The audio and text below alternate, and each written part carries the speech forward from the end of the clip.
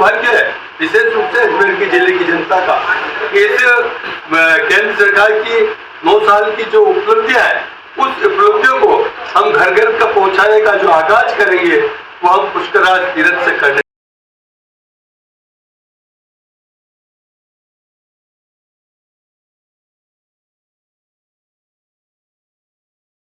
नसीराबाद में आज भारतीय जनता पार्टी अजमेर देहात के जिलाध्यक्ष देवीशंकर भूतड़ा की अध्यक्षता में प्रेस वार्ता की गई, जिसमें भूतड़ा ने कांग्रेस सरकार पर जमकर निशाना साधते हुए भाजपा की उपलब्धियां बताई। वहीं प्रधानमंत्री नरेंद्र मोदी कल अजमेर आवागमन पर अधिक से अधिक सभा में शामिल होने की अपील भी की गई। देवीशंकर भूतड़ा ने कहा कि भारत में बदलाव की कहानी लिखने वाले दुनिया के लोकप्रिय व्यक्ति व देश के प्रधानमंत्री नरेंद्र मोदी की सरकार सेवा, समर्पण और विश्वास के साथ जन जन तक विकास पहुंचाकर गांव, गरीब, मजदूर व किसान के साथ उत्थान हेतु समर्पित रही है। इसीलिए 31 मई को प्रधानमंत्री की सभा में उमड़ेगा जनसैलाब, जो देश की सबसे भ्रष्ट राजस्थान की कांग्रेस सरकार को आने वाले चुनाव में उखाड़ने का कार्य करेगी। भूतड़ा ने बताया कि गांव, गरीब, किसान का घर रोशन हो तो उसका हक मिला है, जिसके कार्यालय में गंदगी मुक्त भारत, कौशल भारत, आतंकवाद, अलगाववाद मुक्त भारत का सपना साकार हुआ है।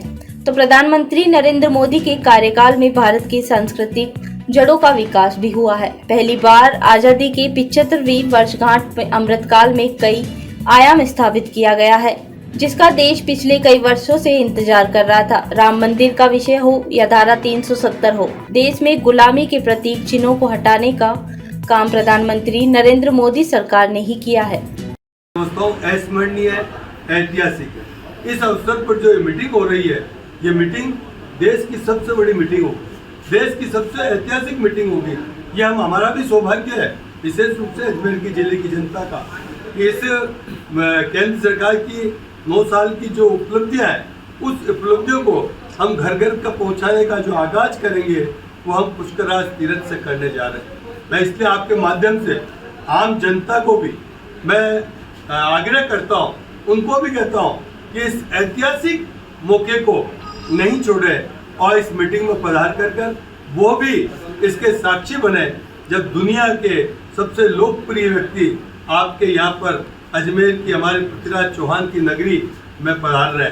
मैं समझता हूँ मैंने बहुत विस्तार से कहने का प्रयास किया और मोदी सरकार की हम उपलब्धियों को 31 तारीख कल के बाद हम घर घर पर ले जाएंगे और आपसे मिलेंगे। और मैं कह सकता हूँ कि मोदी सरकार ने जो सपना देखा था आमजन ने 2014 के अंदर, कि जिस तरीके से प्रताड़ित थी कि 2014 में मोदी जी को जो भारी बहुमत दिया कि सरकार आने वक्त कुछ करेगी, मोदी जी ने उन सपनों को, जनता के सपनों को साकार करते हुए जब 2019 का चुनाव हुआ तो उससे भी बढ़कर के 303 सीटें आई। मैं कह सकता हूँ कि जनता जनार्दन मोदी जी के साथ है और मोदी जी उनके सपनों को साकार कर रहे हैं। आने वाले 2023 और 2024 के अंदर भी भारतीय जनता पार्टी की सरकार बनेगी और इस विकास को हम आगे लेकर के जाएंगे। मैं अभी सबसे पहले हमारे सम्मानीय विधायक रामसूर्य लामा साहब से आग्रह करूंगा कि